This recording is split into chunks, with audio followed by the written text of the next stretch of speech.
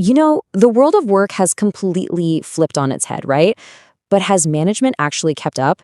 That old playbook of command and control, well, it was built for a world that just doesn't exist anymore. So today, we're talking about the upgrade your leadership needs right now. So, let me start by asking you a question. Just think about it for a second. Is your manager a boss or are they a coach? The answer to that question, it says a whole lot about the kind of workplace you're in, and it's really the core idea we're going to unpack today. And this lays it out perfectly. The traditional boss, well, they tell you what to do, they direct the work, and they control the whole process. But a modern manager, a true coach, they operate on a totally different level. They're asking you powerful questions, guiding you to find your own answers, because their real goal is to empower you. To really get why this shift is so important, you gotta look at where we've come from. Management started way back in the early 1900s, and it was all about pure efficiency. Think factory assembly lines. Then in the 30s, we had this aha moment that, hey, morale actually matters. By the 70s, we figured out there's no single best way to manage everything. Each step was an evolution, and it's all led us here, to today, where the game is all about coaching and a sense of purpose. Okay, what's so fascinating here is the change in the key metaphor. We went from seeing a company as a machine, where people were just cogs, to seeing it more like a family. But today, the best way to think about it is as a living organism, this complex, interconnected network that has to adapt to survive. And of course, the manager's role had to change right along with it, from being a commander to being a coach. So, this brings us to the first huge idea in the modern manager's playbook: making that crucial upgrade from commander to coach. So what does it really mean to be a manager as a coach? It's a total mindset shift. See, a coach's number one job is to make their team members successful. It's not about you having all the answers. It's about you asking the right questions to help them find the answers.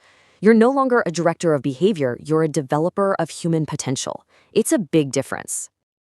And look, this isn't just some feel-good, fluffy idea. This approach gets serious results. Check this out. Research shows that training alone boosts productivity by about 22%, which is okay. But when you combine that same training with active coaching, productivity skyrockets by a whopping 88%. The takeaway is crystal clear. Coaching isn't a soft skill. It's a core business strategy.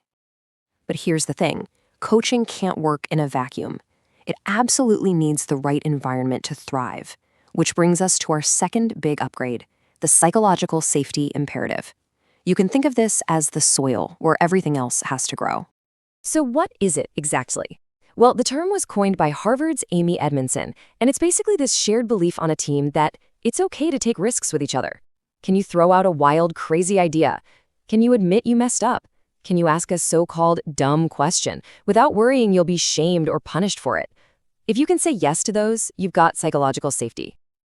To put it a little more simply, it's about creating a climate of trust and mutual respect, a place where people feel like they can bring their full, authentic selves to work every single day. It's the foundation that lets a team have those tough, honest conversations that really drive innovation. And guess who the main architect of this climate is? The manager. And you can build it. Here's how. First, model vulnerability. Admit your own mistakes. Show you're human. Second, frame the work as a learning problem, not just a series of tasks to execute.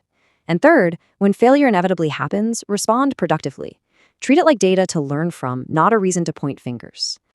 Okay, so we've got our two big ideas: be a coach and build psychological safety. Now, let's get super practical. Let's talk about some daily rituals you can start using like tomorrow.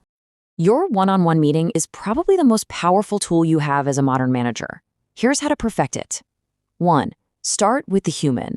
A genuine, hey, how are you really doing? 2. Listen way more than you talk. Your goal is to understand, not just to jump in and solve everything. 3. Focus on removing roadblocks. Seriously, the most powerful question you can ask is, how can I help? And finally, 4. End with total clarity on what happens next for both of you. Next up, giving feedback that actually helps people grow. The SBI model is a game changer for keeping it objective and actionable. First, you state the specific situation. In the team meeting yesterday, then you describe the observable behavior. I noticed you spoke really quickly and didn't pause for questions. And finally, you explain the impact. The impact was that some of the teams seemed confused, and that could lead to us getting misaligned. See, it's direct, it's kind, and it's all about growth, not about judgment.